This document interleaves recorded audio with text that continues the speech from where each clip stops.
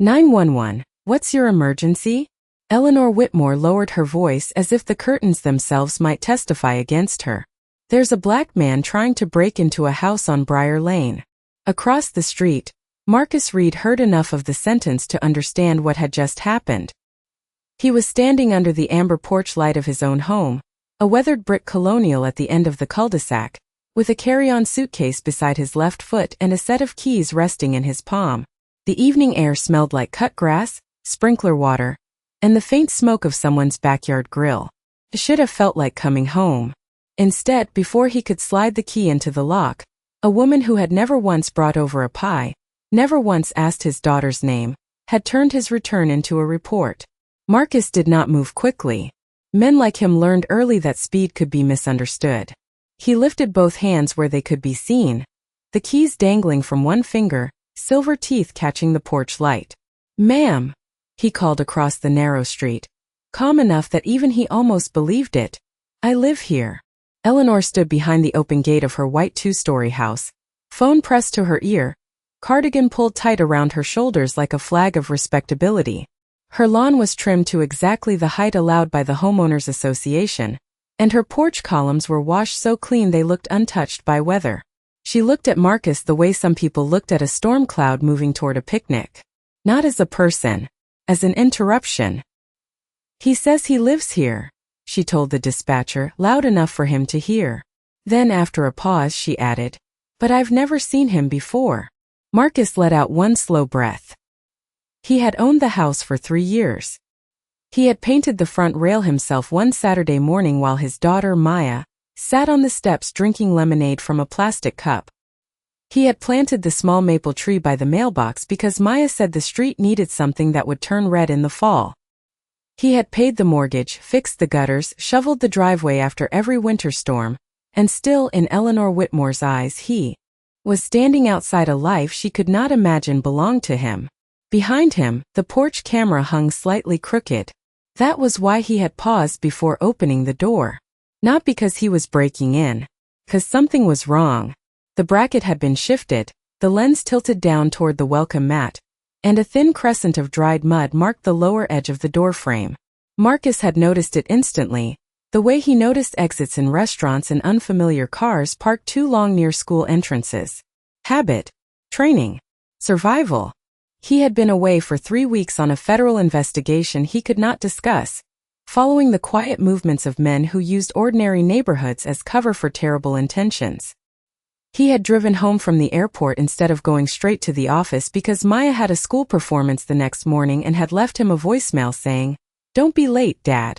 I saved you the front row seat in my imagination." In his jacket pocket was a small yellow hair clip shaped like a butterfly, bought at a gift shop near Gatesy because he could not come home empty-handed. He had imagined her smile when she saw it.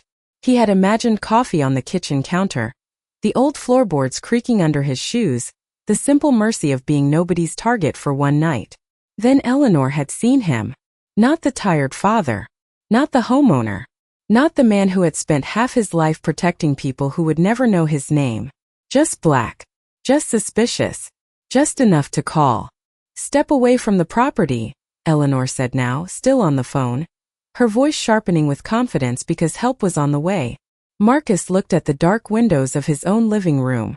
Through the glass, he could see the outline of Maya's purple backpack hanging from the chair where she always dropped it, even though he told her not to.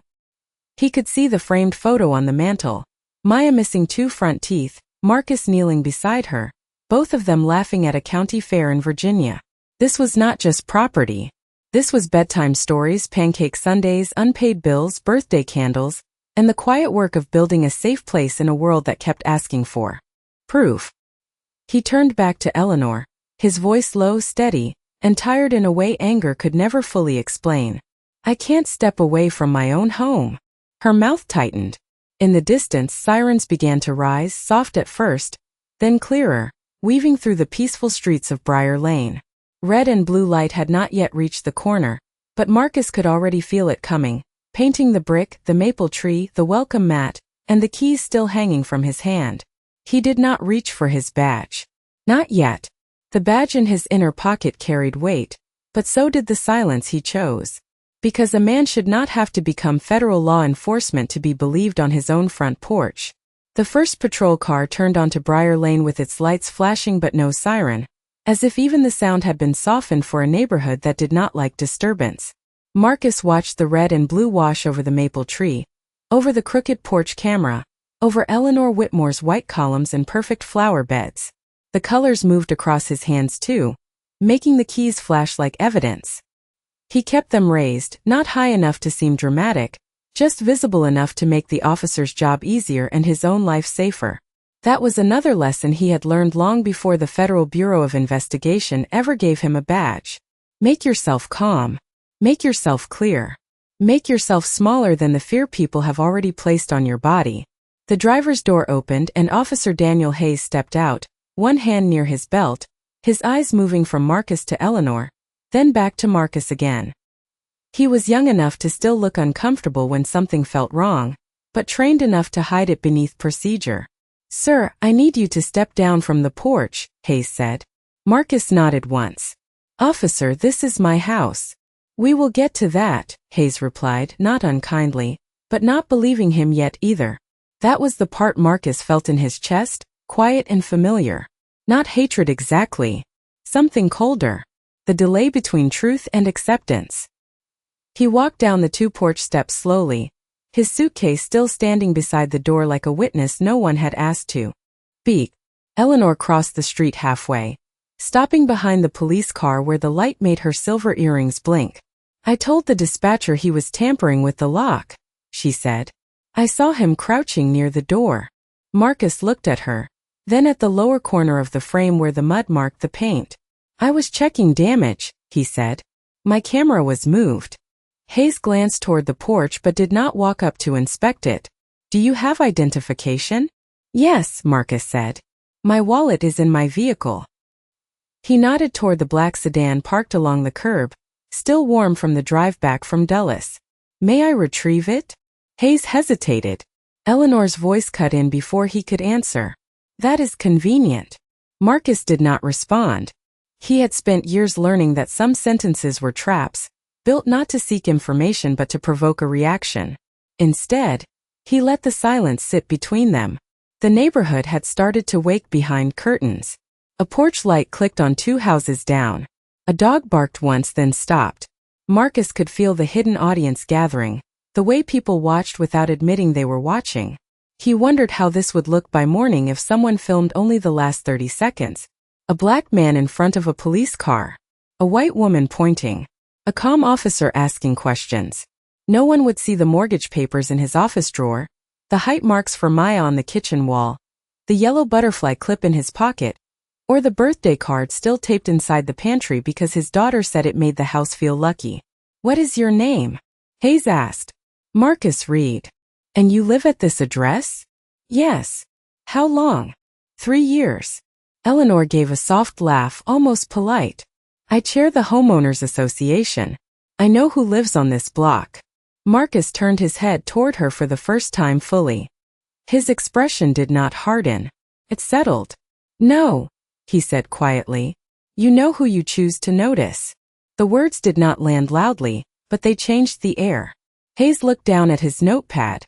Eleanor's mouth tightened as though she had been insulted by the truth. Marcus looked past both of them to the front window of his home. Behind the glass, the hallway was dark, and for one brief second he imagined Maya inside, hearing the voices, seeing the lights, asking why her father had to explain belonging to strangers. She was 10 years old enough to understand patterns, too young to carry them. Last fall she had come home from school and asked why a classmate's mother told her she was so well-spoken like it was a surprise. Marcus had sat beside her on the back steps, the smell of rain in the leaves, and told her that some people confused their limited imagination with the truth. He had promised her that their home would be a place where she never had to shrink. Now he stood 20 feet from that promise, answering questions beneath flashing lights. "Officer," Marcus said, voice steady, "there is a security issue at my house. Someone moved that camera before I arrived. I need you to look at it." Hayes followed his gaze this time, and something in his posture shifted, only slightly. Eleanor noticed it too and stepped forward. With respect, officer, he is trying to distract you. Marcus kept his eyes on the crooked camera. He could feel the badge inside his jacket, flat and heavy over his heart. He could end this misunderstanding with one motion, but the investigation behind it was larger than his pride, larger than Eleanor's fear, larger even than this humiliating moment. So he swallowed the words he could not say yet and stood in the cold blue light, a father outside his own door, waiting for the truth to catch up. For 3 years, Eleanor Whitmore had treated Briar Lane like a private museum, and herself like the woman entrusted with keeping fingerprints off the glass. Nothing entered the block without her noticing. Delivery trucks were timed. Landscapers were corrected. Teenagers were reminded which sidewalks were for walking, and which lawns were not shortcuts. Her house sat directly across from Marcus Reed's white brick, black shutters, a brass eagle fixed above the front door, and a porch swing that never swung because Eleanor did not care for anything that moved without permission. She had not always been openly cruel. That was the trick of her kind of power. It wore pearl earrings, brought lemon bars to charity meetings, and said words like safety, standards, and community with enough polish that people forgot to ask who was being kept safe, whose standards mattered, and who counted as part of the community. When Marcus first bought the brick colonial, Eleanor had watched the moving truck unload his furniture from behind the same curtain she hid behind now. She had seen the little girl with braids run up the walkway carrying a stuffed rabbit under one arm. She had seen Marcus lift a heavy bookshelf alone, sweat darkening the back of his gray shirt in the August heat. She had seen the real estate agent hand him the keys. But memory is strange when pride does not want to serve it. Over time, Eleanor chose a version of the truth that made her comfortable. She told herself the house must be rented. Then she told herself he must be temporary. Then she stopped thinking about him at all, except when Maya's bicycle leaned too close to the curb or when Marcus came home late in a dark suit and parked quietly under the maple tree. To Eleanor, uncertainty was not a reason to learn. It was permission to suspect. Now, standing behind Officer Hayes with the blue lights moving across her face, she felt that familiar certainty harden inside her. "Officer, I have lived here for 22 years, she said. "We have had incidents in nearby neighborhoods. People pretending to belong, checking doors, looking for empty homes. I was simply being responsible." Responsible. Marcus heard the word and felt something old press against his ribs. It was the same word a store manager had used when following him through the electronics aisle years ago. The same word a school volunteer had used when asking whether he was really Maya's father at pickup.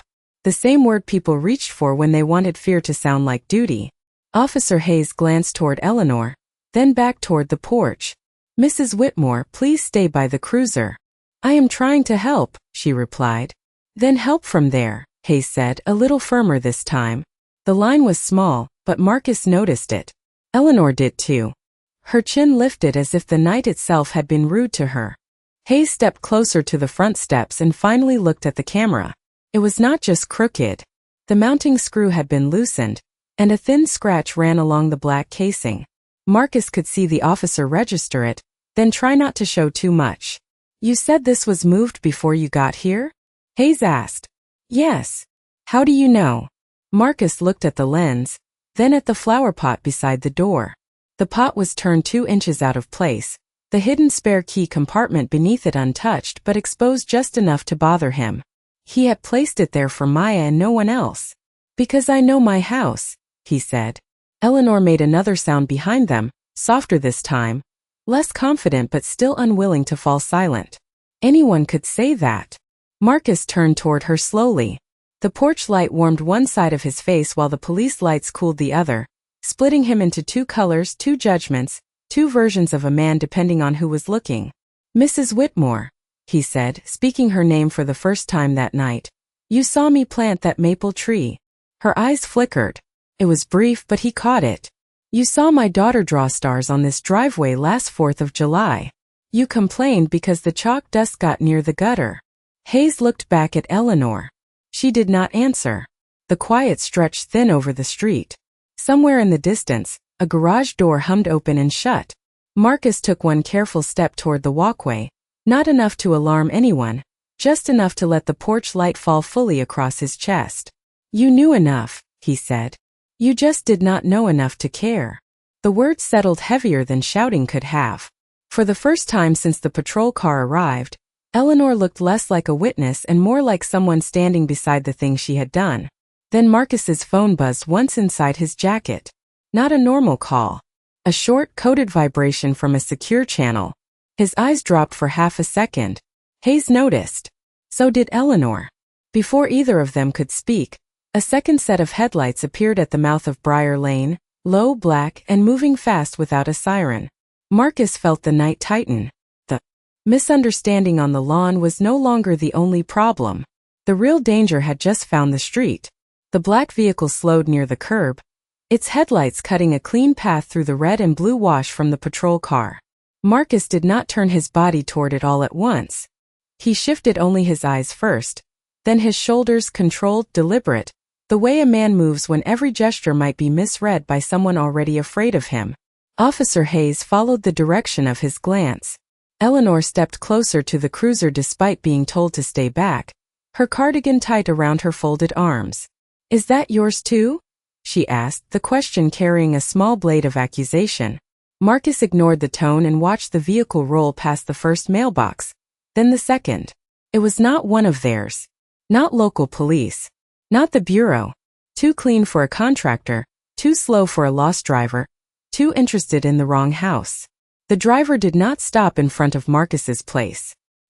He drifted 2 houses beyond it, paused under a street lamp for 3 seconds, and continued toward the turn at the end of Briar Lane. 3 seconds was nothing to most people. To Marcus it was a signature. He looked at the crooked porch camera again, then at the mud near the doorframe, then at the quiet street where neighbors pretended not to watch through narrow spaces in their blinds. A shape was forming, and it had nothing to do with Eleanor's imagination. "Officer Hayes," Marcus said quietly, "I need you to listen carefully." Hayes stiffened at the change in his voice. It was not louder. It was not threatening. It was simply different, stripped of explanation, almost official without revealing why. "There may have been an actual trespass here before I arrived. That vehicle just performed a slow pass. I need you to call in the plate if you got it." Hayes stared at him for half a second, torn between the man Eleanor had reported and the man now speaking like someone who understood procedure from the inside. "Sir, I am the officer on scene," Hayes said. "Then be the officer on scene," Marcus replied, still calm. "Secure the block. Check the camera. Ask Mrs. Whitmore for her doorbell footage. And please stop treating me like the problem long enough to see the one that may already have been here." The words landed hard, not because they were disrespectful, but because they were accurate.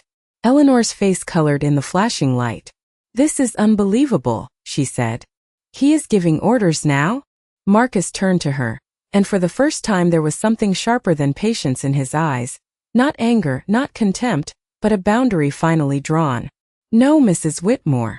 I am asking you to help protect a child who lives in that house." That stopped her. Not completely, but enough. Her lips parted then closed. The neighborhood sound seemed to fall away for a moment, leaving only the soft ticking of the patrol car engine and the distant buzz of summer insects near the hedges. Hayes looked toward the house again. "A child is inside?" "Not tonight," Marcus said. "She is with her aunt until morning. But she comes through that door every day." His voice lowered on the last word. "Every day." Eleanor looked at the front steps, then really looked, perhaps for the first time. The small purple chalk marks on the walkway. The tiny garden flag shaped like a sunflower.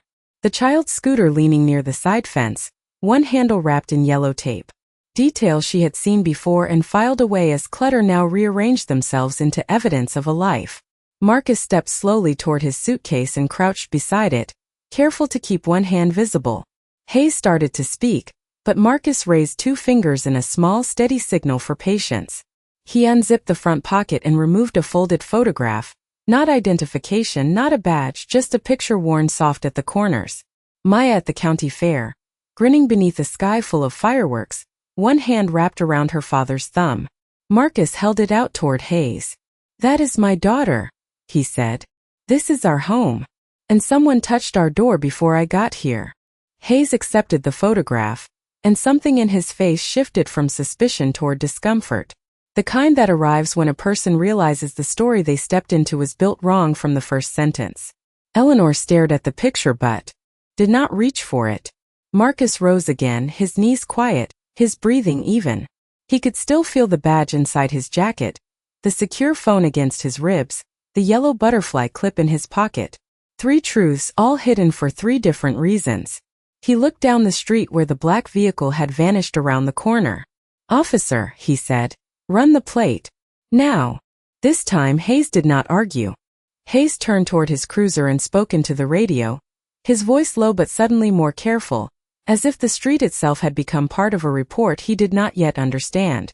Marcus stood beside the walkway, hands visible, shoulders still, watching the corner where the black vehicle had disappeared.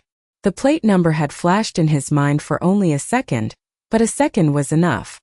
He repeated it once for Hayes, then again, each letter and number clean, precise, impossible to dismiss.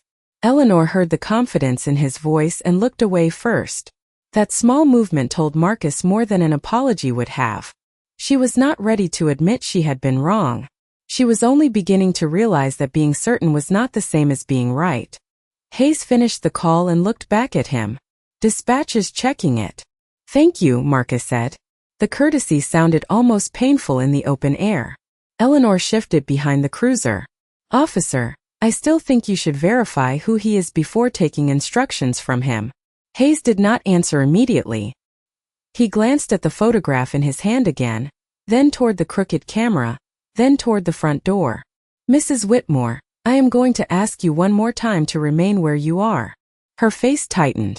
"I am the one who called. I understand. I am the one who reported suspicious activity. I understand that too." His tone did not rise, but it no longer leaned toward her. That change moved across Eleanor's face like cold water. Marcus felt no satisfaction from it. Only exhaustion. He had seen this pattern too often. First suspicion, then authority, then evidence, then the slow, reluctant embarrassment of people who had expected the world to confirm their fear. The radio crackled. Hayes leaned in, listened, and his posture changed. Not dramatically, just enough. His shoulders squared. His eyes moved down the block. "The vehicle comes back to a rental agency near Baltimore," he said. "Reported overdue yesterday." Eleanor blinked. "What does that mean?" Marcus answered without looking at her. "It means the car may not belong to whoever is driving it." Hayes took a step closer. "How did you know to watch it?" Marcus paused. The badge pressed against his chest like a held breath. He could reveal himself now. It would clear the lawn, quiet Eleanor, turn Hayes from doubtful to deferential. But it might also burn the connection he had been tracking for weeks. Men who used rentals and quiet streets did not stay careless when federal attention became visible.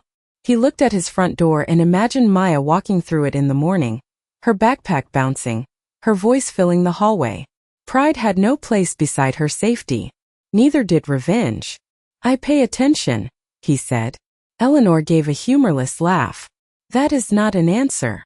Marcus turned slowly. "No, Mrs. Whitmore. It is just not the answer you think you are entitled to." The silence after that was sharp enough to make Hayes look between them. Eleanor's eyes hardened, but there was uncertainty beneath it now, spreading like a crack under paint. She folded her arms tighter. "People in this neighborhood look out for one another." Marcus nodded once, looking at the house behind her, the polished brass eagle above her door, the camera mounted neatly under the porch roof. "Then look," he said. "Check your footage." She did not move. "Why?"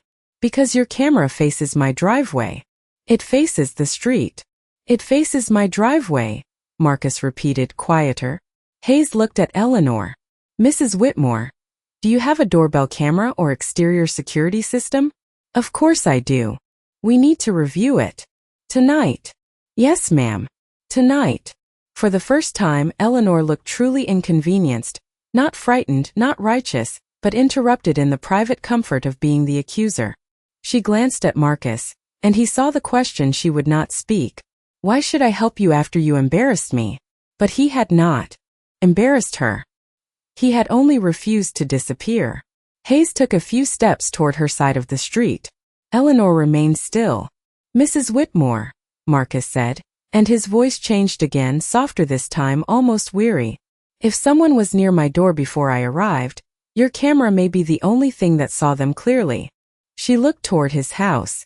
The child's scooter by the fence caught the police lights, yellow tape flickering like a tiny warning flag.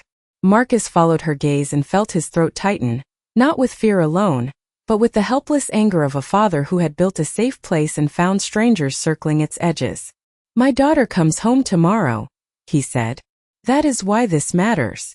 Eleanor's face shifted, almost too quickly to name. Flicker of shame maybe, or the first uncomfortable touch of empathy. Then the radio crackled again from Hayes's shoulder, louder this time. The dispatcher's words came broken but clear enough. The overdue rental had just been spotted turning back toward Briar Lane.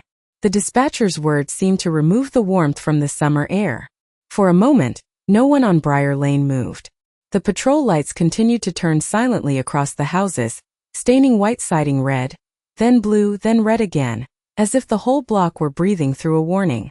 Hayes straightened beside his cruiser and reached for his radio, but Marcus lifted one hand, palm down, not commanding, just slowing the moment before panic could take shape. Do not flood the street, Marcus said. Keep your voice normal. If they are watching, they need to believe nothing has changed. Hayes looked at him, and this time the question in his eyes was not suspicion. It was recognition arriving late. How do you know that? Marcus did not answer. His gaze had shifted to the chalk writing on the walkway. Welcome home, Dad. The words stretched in uneven purple letters from the bottom step toward the driveway, each one drawn by a child who still pressed too hard when she wrote because she wanted the world to read her clearly. One tire mark from the patrol car had blurred the word home, smearing the purple dust into a pale streak across the concrete. Marcus stared at it longer than he meant to. The street sounds thinned around him. The radio became a murmur. Eleanor's breathing, the insects near the hedge, the distant roll of tires somewhere beyond the bend. All of it seemed to fall behind a glass wall. He saw Maya kneeling there 2 days earlier, tongue caught between her teeth, writing the message before leaving for her aunt's house. He saw the yellow butterfly clip in his pocket, still wrapped in tissue paper. He saw her small hand in his at school pickup, the day she asked why Mrs. Whitmore always watched them from behind the curtains. He had told her some people were afraid of what they did not understand. He had not told her the harder truth, that some people protected their fear like inheritance. Eleanor followed his eyes to the smeared chalk, and something in her face loosened. The purple line was not evidence in the legal sense. It would never appear in a report, never be logged, never be sealed in a plastic bag. But it accused more honestly than anything else on that street. It said a child had expected her father to come home, and had prepared a place for joy. It said the first thing he found instead was doubt. Marcus crouched slowly and picked up the broken piece of purple chalk from the edge of the grass. His fingers closed around it with surprising care. Dust marked his skin. He could have been holding something fragile and alive. Hayes said nothing. Eleanor said nothing. For once, her silence did not feel like judgment. It felt like a person standing at the edge of an understanding she had spent years avoiding. Marcus looked at the chalk in his palm and let the quiet settle, not because there was no danger, but because danger was not the only thing present. There was also a father's restraint, a daughter's message, a house that had been mistaken for a crime scene because the man returning to it did not match someone else's picture of belonging. If this moment touched your heart, remember Marcus, because sometimes strength is not the loudest voice on the street. Sometimes it is the man who can clear his name in 1 second, but chooses patience because the people he loves need more than his. Anger. The low black vehicle appeared again at the far end of Briar Lane, moving under the street lamps with its headlights dimmed. Hayes reached for his shoulder radio. Eleanor took 1 step back. Marcus slipped the chalk into his pocket beside the yellow butterfly clip, then lifted his eyes. The softness vanished from his face, but not the dignity. He turned slightly toward Hayes and spoke in a voice as calm as the porch light behind him. Get everyone off the sidewalk. Now. The black vehicle rolled toward the bend with the quiet confidence of something that expected the street to stay asleep. Marcus did not move from the walkway until Hayes guided Eleanor back toward the patrol car, and waved 2 watching neighbors off their porches. The officer's face had changed completely now. The doubt was still there, but it had moved away from Marcus and toward the night itself. Stay behind the cruiser, Hayes said to Eleanor. "Do not approach the street." Eleanor obeyed this time. No argument, no polished complaint, just a small backward step that made her look suddenly older under the porch lights. Marcus watched the vehicle approach in the reflection of his front window. His house, his door, his daughter's chalk, all of it trembled faintly in the glass. The vehicle slowed again near his driveway. Not stopping. Measuring. Marcus could feel the moment narrowing, but he kept his hands visible, his posture ordinary. A homeowner still standing in the open while the truth waited in his jacket pocket. Then another engine sounded from the opposite end of Briar Lane. A dark sport utility vehicle turned in without headlights for half a second, then brought them up clean in white. Another followed behind it, then a third. They did not rush. They sealed the street with calm precision. Hayes turned sharply. Eleanor whispered, "What is happening?" Marcus finally reached inside his jacket, not fast, not dramatic, just inevitable. Hayes stiffened on instinct, then froze when Marcus opened a leather credential case under the wash of the patrol lights. The gold seal caught the red and blue glow. Federal Bureau of Investigation. Special Agent Marcus Reed. For one breath, even the insects seemed to stop. Hayes looked from the badge to Marcus's face, and the color drained from his expression. "Agent Reed," he said, the words barely above a whisper. Eleanor's hand rose slowly to her mouth. The man she had called suspicious, the man she had asked to step away from his own home, the man she had watched like a trespasser on a street he helped keep safe, was not only the owner of the house. He was the reason federal vehicles had just closed both ends of Briar Lane. The lead sport utility vehicle stopped in front of Marcus's mailbox. A woman in a navy blazer stepped out, her hair pulled back, her expression focused and sharp. She held up her own credentials as she moved toward Hayes. "Special Agent Claire Donovan," she said. "Officer, lower the temperature of this scene. No sudden moves. No sirens. We need the rental contained and the residents inside." Hayes swallowed and nodded quickly. "Yes, ma'am." Claire turned to Marcus, and for the first time that night, someone looked at him without asking whether he belonged. "Marcus, we traced the rental back to the same crew from Baltimore. They doubled back when your home camera went offline." Eleanor's eyes widened. "Crew?" Claire glanced at her, then at Marcus. "Who is she?" Marcus did not look away from the black vehicle. "Neighbor. Her camera may have captured the first approach." Claire's gaze sharpened. "Then we need that footage now." The black vehicle had stopped halfway down the block, blocked by federal cars ahead and the patrol cruiser behind. No one ran. No one shouted. The tension was quieter than that, tighter than that, built from radios murmuring, doors closing softly, agents speaking into sleeves, and the slow realization passing from house to house that the danger Eleanor had imagined in Marcus had been somewhere else the entire time. Hayes approached Marcus with the awkward stiffness of a man carrying the weight of his own mistake. "Agent Reed, I owe you an apology." Marcus kept his eyes on the street. "Later." It was not cruel. It was priorities. Hayes nodded and moved to help Claire guide residents indoors. Eleanor stood near the cruiser, pale beneath the porch light. For once, the president of the Homeowners Association looked like a visitor on her own block. She stared at Marcus's badge, then at the chalk on his walkway, then at his front door with the loosened camera above it.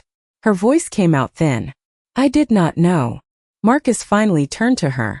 The badge was still open in his hand, but he did not hold it like a weapon. He held it like a burden. "You did not ask." The word struck harder than any accusation. Eleanor blinked, and her eyes shone with something she could not hide behind procedure or property values. Claire stepped between them with professional urgency. "Mrs. Whitmore, your security footage. Now please." Eleanor nodded too quickly and turned toward her house. Marcus followed at a careful distance, not because he trusted her, not because the insult had vanished, but because the truth needed what her camera had seen. As they crossed the street, Eleanor glanced back once at the house she had tried to protect from its own owner. In the window, the reflection of Marcus's open badge flickered over the purple chalk words on the concrete. "Welcome home, Dad." And for the first time that night, Eleanor seemed to understand that she had not called the police on a stranger. She had called them on a father trying to come home. Eleanor's hand shook as she unlocked her front door, though she tried to hide it by moving quickly, too quickly, like speed could cover shame. The house smelled faintly of lemon polish and cold air from a thermostat set too low. Everything inside was arranged with the same strict control as her lawn. Framed watercolor prints level on the walls, a glass bowl of wrapped mints on the entry table, shoes aligned beneath a bench that looked as if no one had ever sat on it. Marcus stepped inside behind Claire Donovan, followed by Officer Hayes, who stayed near the doorway with his hands folded in front of him and his eyes lowered more than before. Eleanor led them to a small office off the foyer, where a desktop monitor glowed above a mahogany desk. "The system records the last 72 hours, she said, her voice brittle. "It faces the street, the driveway, the sidewalk." Claire stood beside her. "Pull up." The hour before Agent Reed arrived. The title sounded strange in that room. Agent Reed. Eleanor flinched at it, not because it was loud, but because it forced every earlier assumption to stand beside the truth. Marcus remained by the doorway, close enough to see the screen, far enough not to crowd her. He noticed a photograph on the bookshelf, Eleanor many years younger, standing beside a man in a naval uniform, both of them smiling in front of the same house. On another shelf sat a framed certificate from the Homeowners Association, a silver letter opener, and a dustless Bible with a ribbon pressed between the pages. A life built carefully. A life that had still found room to misjudge his. The footage appeared in gray-blue night vision. At first, there was only the quiet street, the empty sidewalk, Marcus's dark house across the way. Then, at 7:14 p.m., the overdue rental slid into frame with its lights off. Eleanor stopped breathing loudly enough for everyone to hear the silence after it. The vehicle paused near Marcus's driveway. A figure stepped out, face turned away from the camera, wearing a delivery jacket and a baseball cap pulled low. No shouting. No dramatic movement. Just quiet purpose.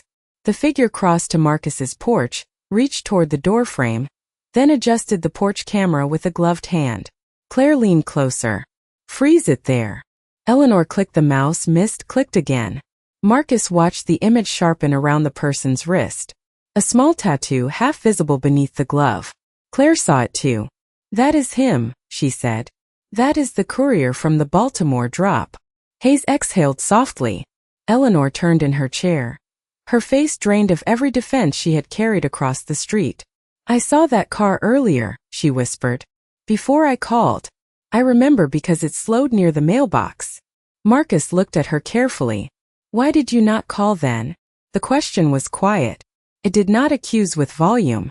It simply opened the door and made her look inside herself. Eleanor's lips trembled.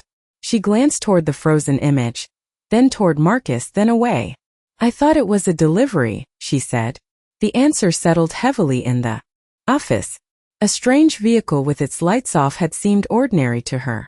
A black man with keys on his own porch had seemed dangerous. No one needed to explain the difference. It stood there in the soft hum of the computer, in Hayes's lowered eyes, in Claire's tightened jaw, in Eleanor's own silence as the truth finally became too clear to polish. Marcus could have let the moment crush her. He could have named every wound she had added to the night. He could have reminded her of the curtains, the call, the words pretending suspicious, "Step away." Instead, he looked back at the screen. "Send the clip to Agent Donovan," he said. "Full resolution if you can." Eleanor nodded, grateful for instruction because it gave her something to do besides feel. Her fingers stumbled over the keyboard, then steadied. Claire received the file and spoke into her radio, calm and precise. Outside, the federal vehicles remained in place, their lights off now, the street held in a quiet net. Within minutes, the information from Eleanor's camera moved through channels Marcus had trusted for years. The tattoo, the rental, the timing, the camera tampering, all of it connected. The real suspect was not a shadow anymore. He was a pattern with a name. Eleanor pushed back from the desk. Her eyes were wet, but she did not reach for sympathy. "Agent Reed," she said, and the title came out broken. "Marcus. I am sorry." He turned to her then. The apology was small compared with the harm, but it was the first honest thing she had offered him all night. "I want to believe I was protecting the neighborhood," she continued. "But I saw what I expected to see." Marcus held her gaze. Behind his calm was fatigue, and behind the fatigue was something older than this street. Safety is not the same as suspicion, he said. Eleanor nodded once, as if the words had found a place she could not close. I know that now. Marcus looked toward the window, across the street to the purple chalk on his walkway, to the porch light still burning over the door his daughter expected him to open. Knowing it now does not erase what happened, he said. But what you do next will tell me whether you learned anything. Eleanor wiped her cheek with the heel of her hand and stood. What do you need? Marcus glanced at Claire, then back to her. The truth. All of it. Every time that car passed, every clip your camera saved, every detail you ignored because it did not fit the story you had already written. Eleanor lowered her head. You will have it. Marcus nodded, not forgiving her, not punishing her, simply allowing the work to continue.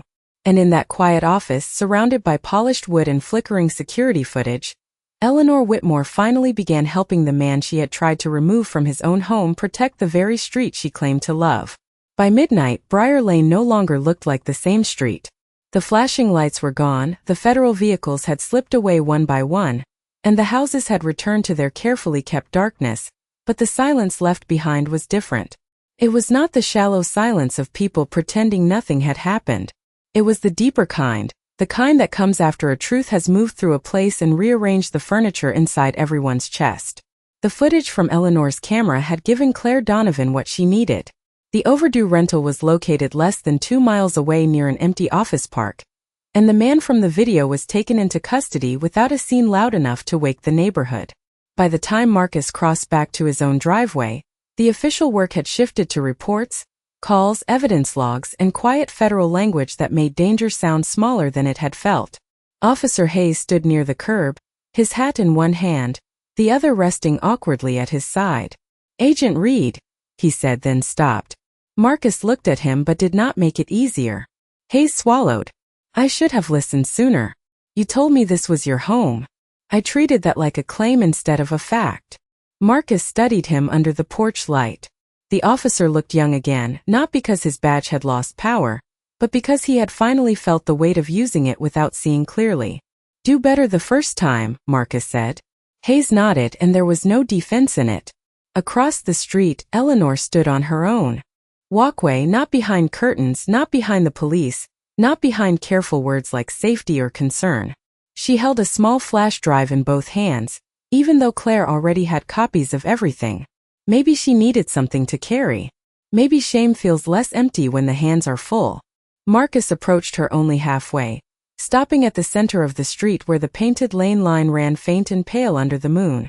For a while neither spoke. A sprinkler clicked somewhere in the distance. Leaves moved softly through the maple tree he had planted for Maya. Eleanor looked at the house behind him, at the crooked camera now removed from its bracket, at the purple chalk still smeared across the concrete. I remembered you planting that tree, she said at last, her voice barely steady. When you said it, I remembered. I remembered your daughter too. Marcus said nothing. Eleanor's eyes filled, but she did not let the tears become a performance. That may be the worst part, she continued. I did know enough. I chose not to let it matter. The street held the words without mercy and without cruelty. Marcus looked at her for a long moment. He thought of Maya asking why people stared. He thought of the yellow butterfly clip waiting in his pocket, the purple chalk dust still on his fingers, the badge that had made everyone change their tone even though his humanity should have been enough. You cannot undo tonight, he said. Eleanor nodded. I know. But you can stop calling fear by better names. She lowered her eyes. I will try. Marcus's face did not soften all at once. Forgiveness was not a switch, and he would not pretend the wound had closed because the person who caused it had finally found the courage to look. But he nodded once, not as a pardon, more like a door left unlocked for future proof. Then he turned and walked home. The next morning arrived with pale sunlight and the smell of wet grass warming after a long night. Maya's aunt dropped her off just after 8, and the little girl ran up the driveway before the car had fully pulled away. Dad! Marcus stepped out before she reached the porch.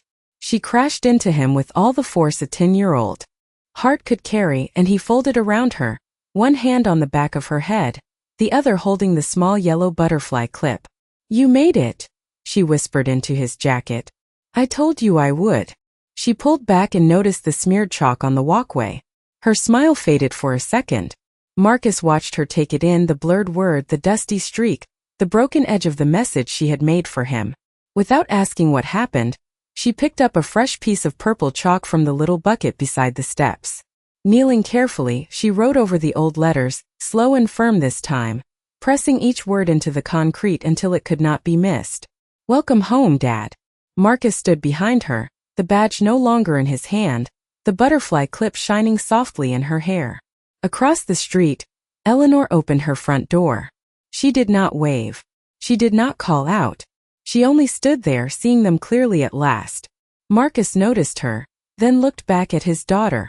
Maya slipped her chalk-dusted hand into his, and together they walked inside. The door closed gently behind them. Outside, the maple leaves stirred in the morning air, and for the first time since Marcus had returned, Briar Lane was quiet for the right reason.